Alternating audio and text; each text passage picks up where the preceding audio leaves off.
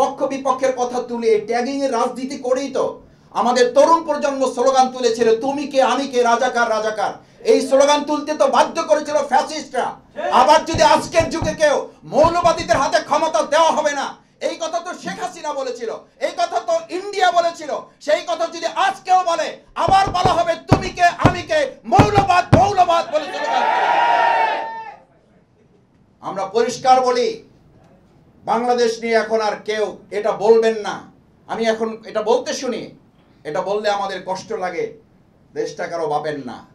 কেন কষ্ট লাগবে? কষ্ট লাগলে বুঝতে হবে যে এখনো রাষ্ট্রের মালিকানা আপনারা কেউ কেউ ব্যক্তি কিংবা দল দাবি করার চেষ্টা করতেছে। আমাদের 24-এর ছাত্র জনতা দেশটা কারো ভাবেন না এই স্লোগান এখনো দেয়ালে দেয়ালে লাল কালিতে দেখা যায়। যদি সাহস থাকে তাহলে সেগুলো মুছে ফেলুন, না হলে এর বিরুদ্ধে কথা বলার নৈতিক শক্তি আমাকে আপনাকে কে দিয়েছে?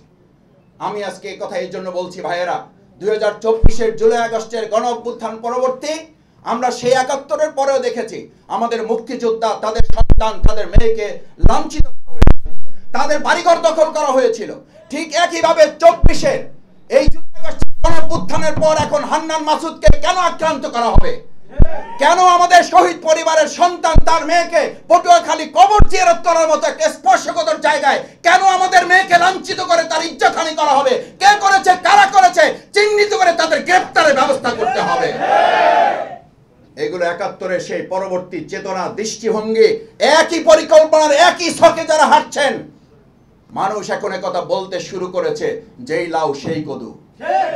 মানুষ এখন কথা বলতে শুরু করেছে 71 সাল পরবর্তী বাংলাদেশের অর্থবহ স্বাধীনতা দেওয়ার পরিবর্তে স্বাধীনতাটাকে ব্যক্তি, দল এবং পরিবারের কুক্ষিগত একটা সম্পত্তিতে আপনারা কেউ কেউ পরিণত করার চেষ্টা করেছিলেন। আজও আমরা লক্ষ্য করছি, শ্রমিক সংগঠনের একজনের বক্তৃতা শুনে তো আমি অবাক হয়েছি। আমি রাস্তারও নিরাপদ চাই, আমি সাদাবাজির নিরাপত্তা চাই। কি অদ্ভুত কথা! আমি জানি না সেই দল তাকে বহিষ্কার করা কেন। সেই দল তো বহিষ্কার করার কথা না, সেই দল তো ওই লোককে প্রশাসনের হাতে তুলে দিয়ে তাকে গ্রেফতার এবং আইনের আওতায় নিয়ে আসার উদ্যোগ তাদের গ্রহণ করার কথা ছিল।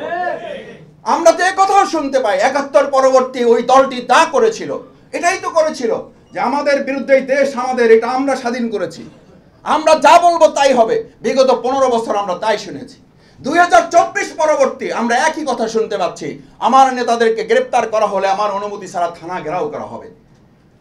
আমার অনুমতি ছাড়া আমার নেতাকে গ্রেফতার করা হলে থানা ঘেরাও যদি হয়, তাহলে সেই দেশে সেই রাজনৈতিক কালচারে একটা অংশগ্রহণমূলক সুষ্ঠু অবাধ নির্বাচন আপনি কি করে আশা করেন?